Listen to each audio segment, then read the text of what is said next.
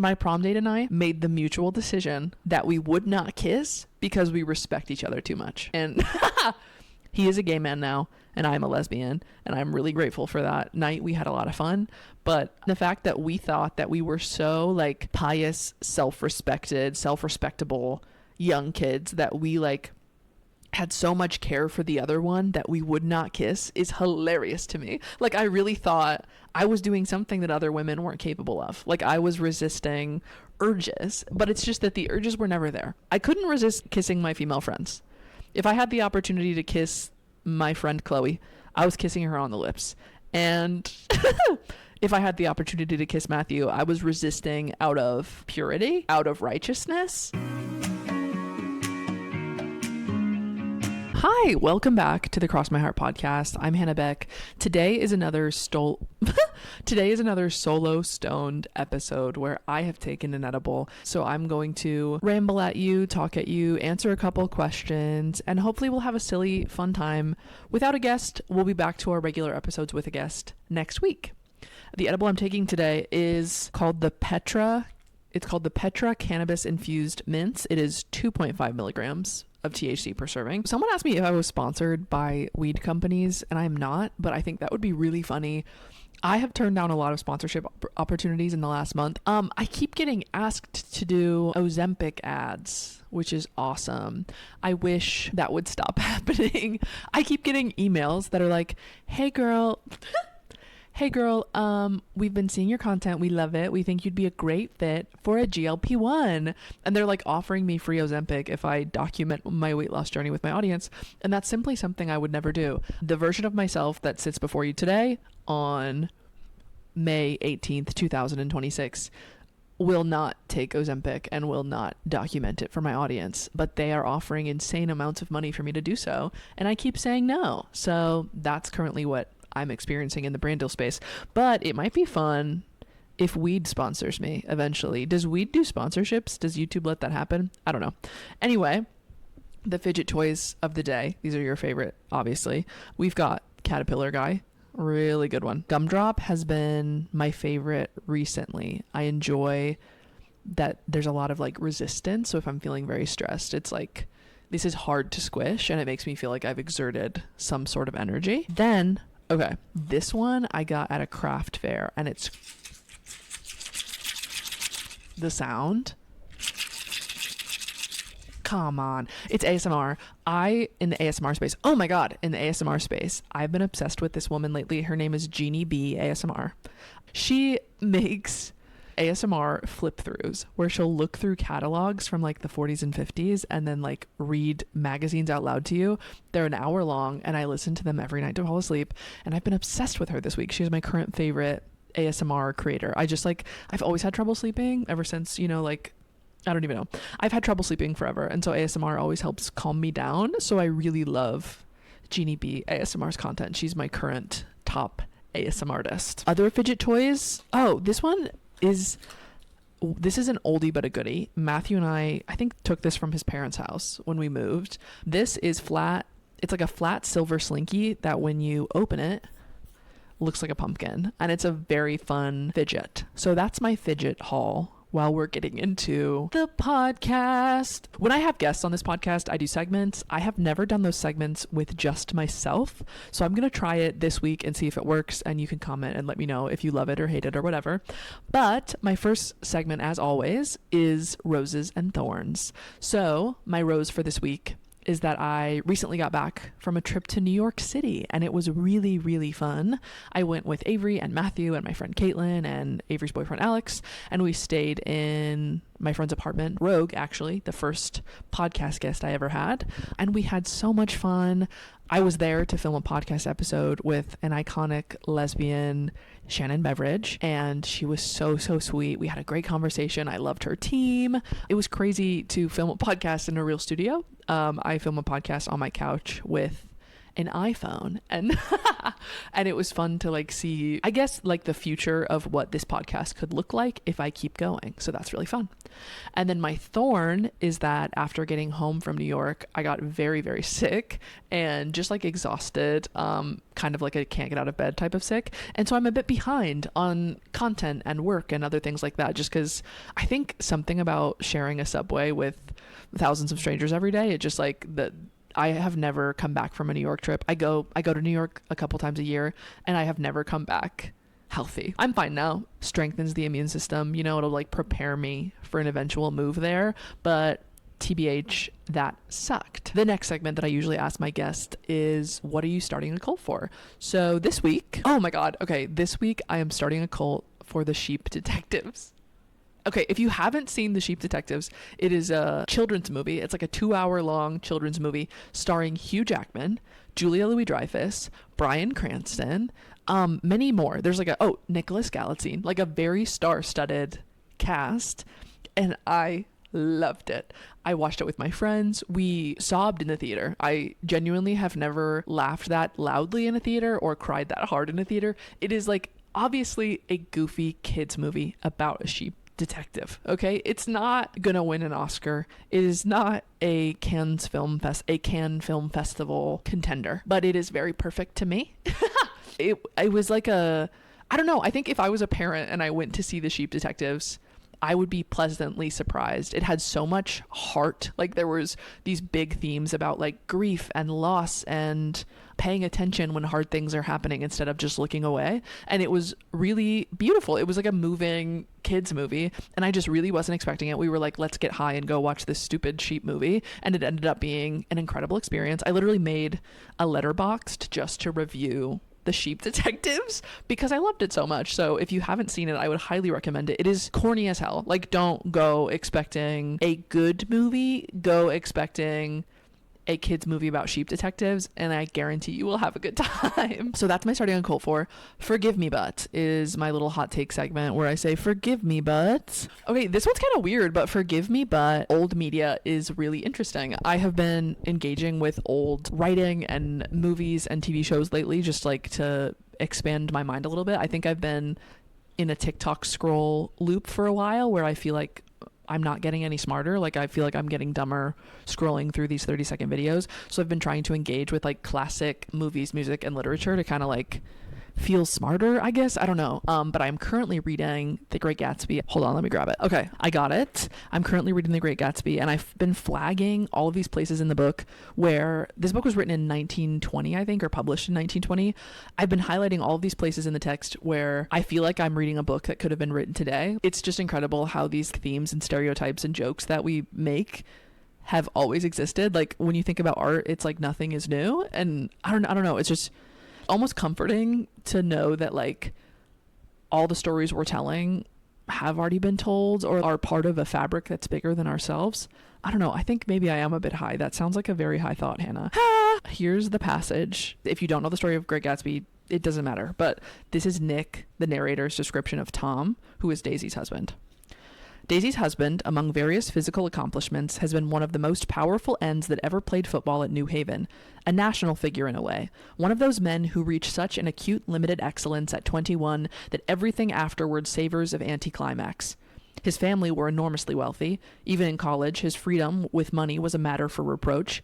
But now he'd left Chicago and come east in a fashion that rather took your breath away.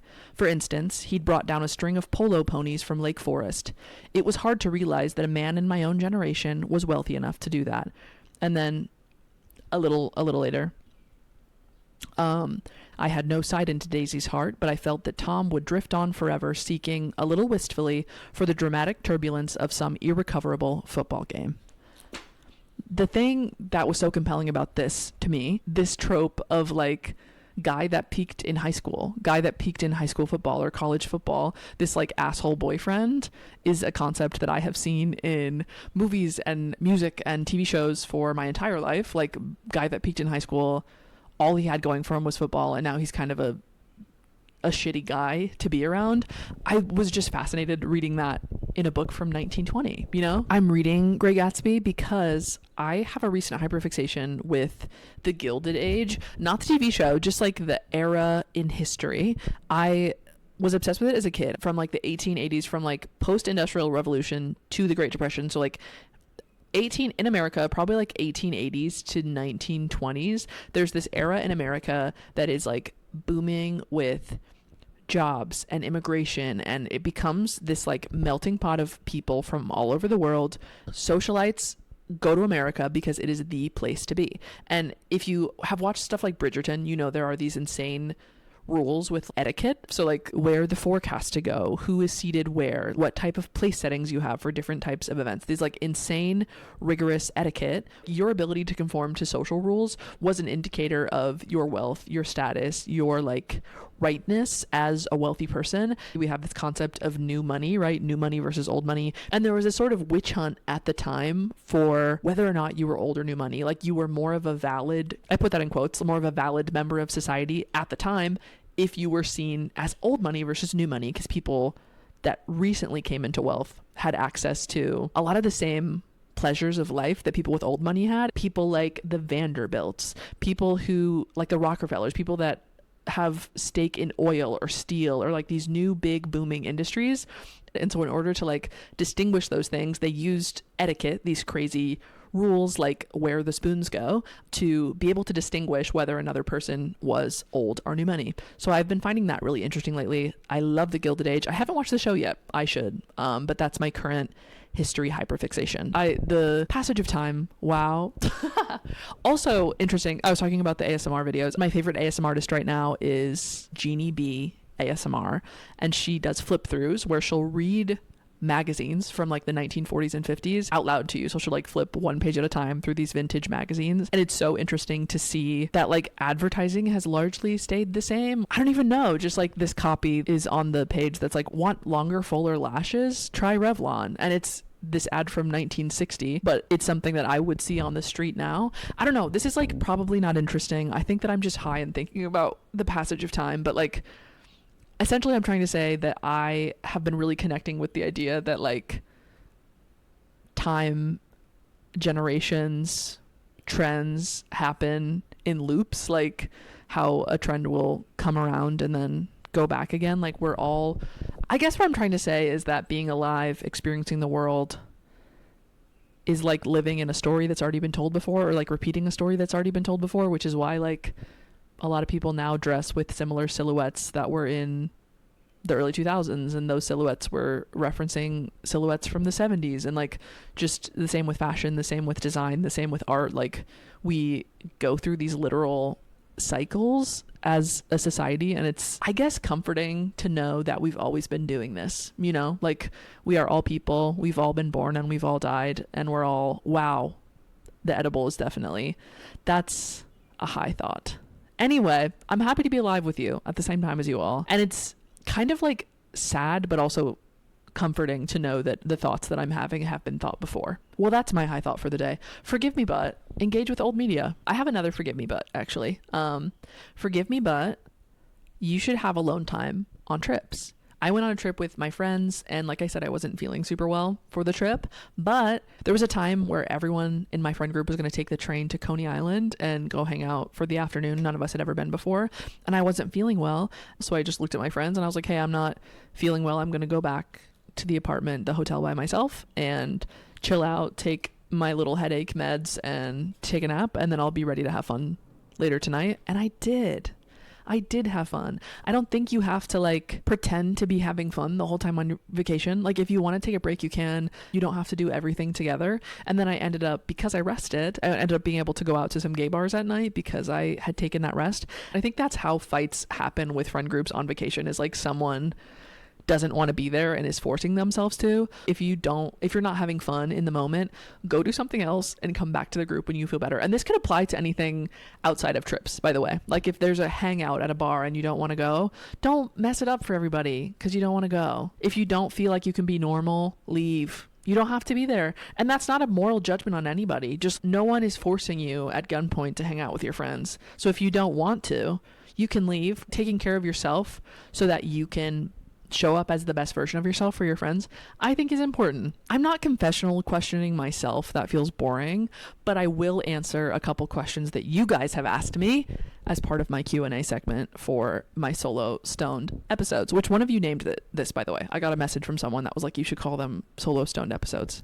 So that's what this is. My first question is from Marissa, and it's, what is your favorite gay stereotype? This is really funny. My favorite stereotype about my own group of gay people, lesbians, is that we are tradesmen, like skilled craftsmen. Like when I'm with a group of people that is not very queer and they need like help with a machine, they will ask me. That is my favorite thing about being a lesbian, that we have this like presumed competence with machinery or some sort of like hard skill, like woodworking, mechanics, baking bread. I don't personally, but I like that you think that I do. Okay, one question in the comments. If you guys have a question for the podcast, you can just comment the question and I will answer it on a future stoned episode. So leave me a comment below if you have any questions that you'd like me to answer. In the meantime, I'm going to read a question for you. Don't know if you do a watch or advice segment, but I've been trying to date men for years without success. I've been on a few dates with a very nice fellow the last month or two, and I'm realizing I actually just can't stand men as a whole and would much prefer the company of a woman. What do I tell him, and where do I find queer women in Utah? Utah's crazy. I'm assuming you used to be Mormon. If that's true, slay queen. I'm happy you're gay. Welcome. And that sounds scary, and I'm sorry. You've just realized that you're not interested in men after going on a few dates with this guy. Honestly, that's a pretty good thing to tell him. I don't like men anymore. Okay, I'm gonna think about this for a second. When I was really religious, my first instinct in most situations was to over-explain myself all the time. Like I thought that I owed everyone 100% of the truth and my thought process and like why I did everything I did, or else I would be lying, and that was a sin. And that just might be like an OCD thing, but I've always been like that. Like I've always been an over-explainer because of fear. And so if I were you in that situation and I was 18, 19, my first instinct would have been to be like, I think I'm gay, I don't want to see you anymore. But as a 25-year-old woman with a developing brain and a developed brain, I think you can just say you're not interested and you don't want to see him anymore. I think that as women, we often think we have to over-explain our intentions or our reasoning, or like you might feel this weird pressure to like define your sexuality before telling him why you can't see him. But you don't owe anyone that. You can just say, I'm not interested. This has been fun though. If you want to be friends, would love to be friends. And then like figure out your sexuality journey on your own. You don't have to like squish that sexuality defining timeline into this relationship. Like those two don't have to correlate at all. You can just say, I'm not interested. Thank you. This was so fun. And then go on your merry way. I don't know where women in Utah are meeting each other. So if we have any audience members that are in Utah, could you let me know? Okay, this is also a lesbian stereotype, but I assume there's some things happening in the hiking outdoor space that are probably a bit queer coded. Correct me if I'm wrong, but I assume like hiking, going outside, playing frisbee and stuff, that feels like something that Utah lesbians are doing. Okay, those were my confessional questions. Lesbianism has been going well for me lately. I've been taking a step back in terms of dating, but as someone, this is the first time in my life that I've dated casually. And I have a lot of people that I wouldn't refer to as exes, but like people that I've slept with once or twice, or people that I've been on a date with once or twice. And we've been engaging in what I have been referring to my friends as the Lesbian Mafia, which is like when you go on a date with a lesbian, you don't block them, you don't ghost them, you stay connected forever through a series of favors. So like there was a girl I had a situationship with earlier this year. She asked me to make her a birthday cake. So I made her a birthday cake. And then I needed help reviving my plants because my plants were dead. So she like came over and gave me plant care advice. Or like there's a person I had sex with twice and I pledged to her walkathon. Like I think emotionally it is painful to be in community with your exes or people that like maybe you used to have feelings for or still have feelings for, but it is a fascinating display of community. Like any of my exes I would do some sort of act of kindness for because I think they're all cool. But yeah, it is a fascinating new wave of lesbianism that I found myself embarking on that I'm pretty excited about. I need to go to a queer event this month. I have this goal of going on one date a month and one queer event this month, and I need to go to my queer event. I did go to a bunch of gay bars in New York, and that was really fun. And I didn't kiss a single person, and that's okay. Sometimes it's not the time. I'll go to line dancing tomorrow and let you know how it goes. Now we're going to do a media review of the things that have made me laugh and cry this week. First, obviously, we had The Sheep Detectives, which is something I would describe as a 3 out of 3 film. It is never going to be a 5 out of 5. I saw this on TikTok. This is not my idea. I stole this idea. It is a 3 out of 3 because it will never be a 5 out of 5. It will never be a film festival film. It will never win an Oscar, okay? But it was trying to be a corny kids movie, and it did a perfect job at that. So I give it a 3 out of 3. Perfect film. Other media I've seen this week. I watched Big Mistakes. It is a project by Rachel Sennett and Dan Levy, and it is incredible writing. And I've talked about this before. I'm obsessed with TV. I'm writing a TV show. I love television with my whole heart. I would love to be a TV writer someday. And what I'm obsessed with about the way that Dan Levy writes characters is that they are so grounded in reality despite being in the most bizarre situations or like the most bizarre conflict coming their way. And Big Mistakes, if you don't know, is about a brother and sister in their 30s who accidentally enter a crime ring, like accidentally join the mafia and have to do these like crazy jewelry and drug related deals with the mafia basically for survival. And it is so comedic and funny, and despite these like bizarre scenarios that would never happen in real life, Dan Levy and his sister's characters have such a rich relationship that feels relatable. So like the situations they're in have absolutely nothing to do with me at all, but I find it so compelling that I can relate to their sibling dynamic, or like I can see a little bit of me and Matthew's relationship and the way that this like brother and sister talk to each other. And I just love it. I aspire to be able to write TV like that one day, and it's been really interesting to watch. I've like found myself taking notes while watching it just because there's so many things that I find inspirational about that piece of media. Another show I finished was Unbreakable Kimmy Schmidt. I had never watched it before this year. This was my first watch, and it is like campy. There are things from it that are like definitely problematic that we would not do today, but I think seeing an optimistic cult survivor character is obviously meaningful and fun for me. I love how they share about these like really dark themes. Like Kimmy Schmidt went through a really hard thing and make it so fun and light and exciting. And so that's another thing that is really inspiring for me as someone that's like trying to write a show with similar themes. I also finished 2 books this week. One was Famesick by Lena Dunham. I finished that on the plane to New York. Famesick is her memoir. If you don't know, Lena Dunham has a lot of controversy around her as a person based on some comments that she made in the early 2010s, but she is a really talented TV writer. She created Girls and wrote a memoir about that like 10-year period where she was super famous and also really scrutinized by the media, and also going through this like period of chronic illness.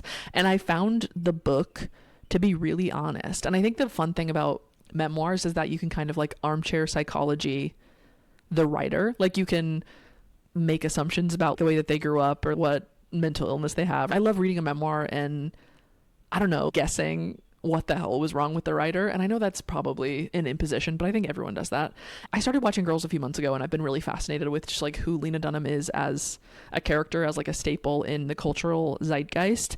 But I think her book answered a lot of the questions that I had about how she grew up and sort of like why she was a big blogger at the time in the 2010s when she was famous for Girls.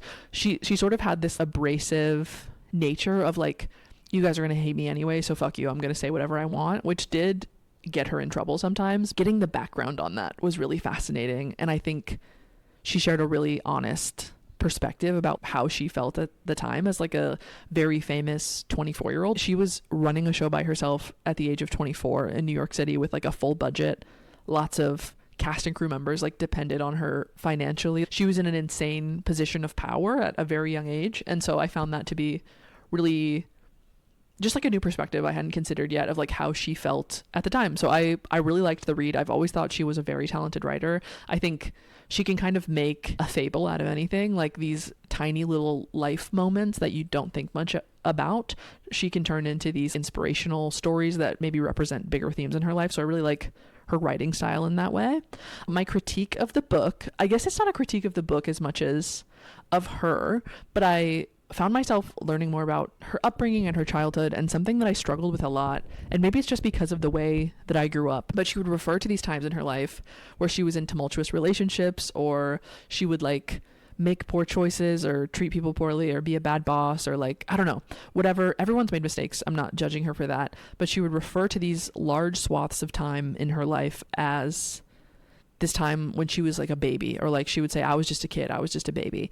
I think that if you're 24 and you're being a bad friend or in a bad relationship, you're not a baby. Like, I think you're very close. I think still young. I think that now that she's 40, she looks back at that time and thinks like, oh, I was so young. But I do think she sort of absolved herself of a little bit of accountability for the decisions that she made by saying, oh, I was just a kid. I was just a baby. And maybe right now I'm 25 and I will look back on that later in my life and think, oh, of course 25 is just a baby. So maybe it feels bigger to me. I also think I struggle as an adult now who has been no contact with my parents since I was like 18. I see things through a bit of a jaded lens. And so while for Lena Dunham, when she was 24, that might have been the very first time in her life she'd ever been on her own, like quite literally didn't have the skills to move through the world socially or emotionally without parents. I maybe find myself feeling a little bit jealous of that because I had to go through the world from a young age alone. Like you should have to too. Maybe that's like the feeling that evoked in my body. But yeah, it was a fascinating read. I personally would recommend it. I like learning more about how people's brains work, regardless of how I feel about them as a creative person. And I do generally enjoy her writing. I thought Girls was, I don't know, like a stamp in time. I think Girls represented that moment in time, the 2010s City Girls, very well. It was a great show. It's inspired so many other shows. I think that Rachel Sennett's I Love LA really kind of pulls from that girls oversharing energy. I don't know. But I love the show and I love the book. The second book I finished this week is called Piranesi by Susanna Clarke. It was so good. I haven't read fantasy in forever, and it's a fantasy book, and I can't even explain it to you other than the fact that it is an exploration of the mind and of power and of how people make meaning of things to survive. So like a lot of subtle religious themes. And it was fascinating. I read it in 2 days. I couldn't put it down. She explores these ideas through journal entries. So like as you're basically reading someone else's experience of their world and getting a taste of what it's like in their mind. And it's a fascinating book. And if you've experienced anything like dissociation or religious trauma in your life and you like the fantasy genre, I would highly recommend. It's called Piranesi by Susanna Clarke. I have this list of topics I want to hit. Okay, next topic. My friends going home to see their parents for Mother's Day is really interesting. Mother's Day is hard if you don't have a mom. It kind of sucks. I'll be honest with you. I like stay off Instagram for that day. Like I'm pretty chill with the fact that I don't contact my mom anymore. It's been 5 or 6 years and I am fine. It's not like something that is on my mind all the time, but if I'm on Instagram on Mother's Day and I see dozens of photos of all of my friends and their moms, I'm gonna think about it. Like it's something that is impossible to ignore on that specific day. So I stay off of Instagram, but I found myself getting texts from friends or hearing from friends that are like, oh, I can't hang out this weekend. I'm going to go home for Mother's Day. And as a person with abusive parents or maybe like not well parents, I find myself asking, are you okay? Like my first instinct when my friends tell me they're going home to visit their parents is to just check in and see if they are well, which is not something I was expecting from myself. It feels like this phenomenon of when you're in your later 20s, early 30s, and your friends will tell you they're pregnant, you want to be like, oh my God, what do we do? Like, oh, this is an emergency. What's going on?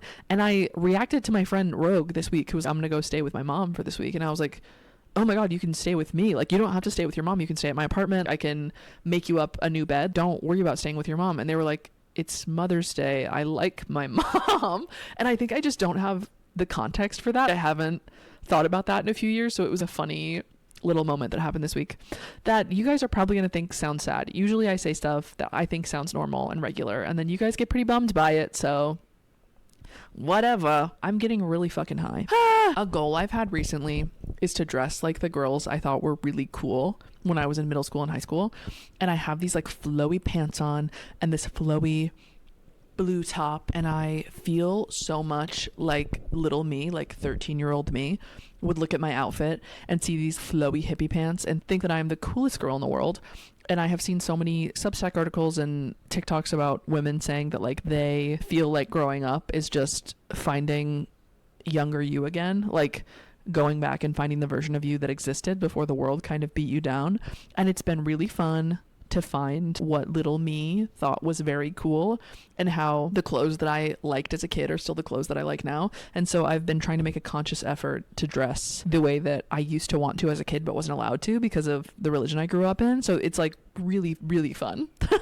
I'm having a blast. I have one story that I wrote on my list of what to tell you. I wrote, I pretended to be hypnotized, and the simple truth of it is that I pretended to be hypnotized at my high school prom. They had us come on stage and I wanted to be hypnotized so bad and I couldn't be. So I did fake it and like pretended to fall asleep, and then I went off the stage and I remember looking at my friends and, oh my God, was it real? Did you get hypnotized? And I was like, yeah, I really felt it, but I felt nothing. Fun fact about my high school prom. My prom date and I, Matthew, who you've met on previous episodes of this podcast, made the mutual decision before our prom that we would not kiss because we respect each other too much. And he is a gay man now and I'm a lesbian, and I'm really grateful for that night. We had a lot of fun, but I think the gayest thing you could do is the fact that we thought that we were so like pious, self-respectable young kids that we had so much care for the other one that we would not kiss is hilarious to me. Like, I really thought I was doing something that other women weren't capable of. Like, I was resisting urges, but it's just that the urges were never there. Like, because I couldn't resist kissing my female friends. If I had the opportunity to kiss my friend Chloe, I was kissing her on the lips. And if I had the opportunity to kiss Matthew, I was resisting out of purity, out of righteousness, and I really thought that I was better than everyone else for that. And I love the hoops we'll jump through when we don't know that we're gay, when we won't let ourselves be gay yet. I think that's really fascinating to me. Oh my God, I have another starting a cult for. Okay, I am starting a cult for the 90s mom summer. And by the 90s mom summer, I mean we're getting those little radios that go under the cabinet. You know what I'm talking about, ladies in the kitchen. We're getting landline phones and we're calling our friends on the landline and flipping through magazines and watching daytime television. I just watched an hour-long interview of Lena Dunham on the Drew Barrymore show. It was awesome. It rocked. Also, cool wardrobe. I'm going to be wearing big flowy shirts like this, like Chessie from The Parent Trap. Like, I think it'll be a really fun moment fashion wise, and I just need to get off my phone. I'm sick of being on my phone. It sucks. It makes me feel stupid. It makes my memory bad, and I'm not interested in engaging with that anymore. I have been spending a lot of time writing. Honestly, I've been writing on my pilot. I'm going to try to have the first draft of it done by the end of May, and it's looking like we're on schedule for that.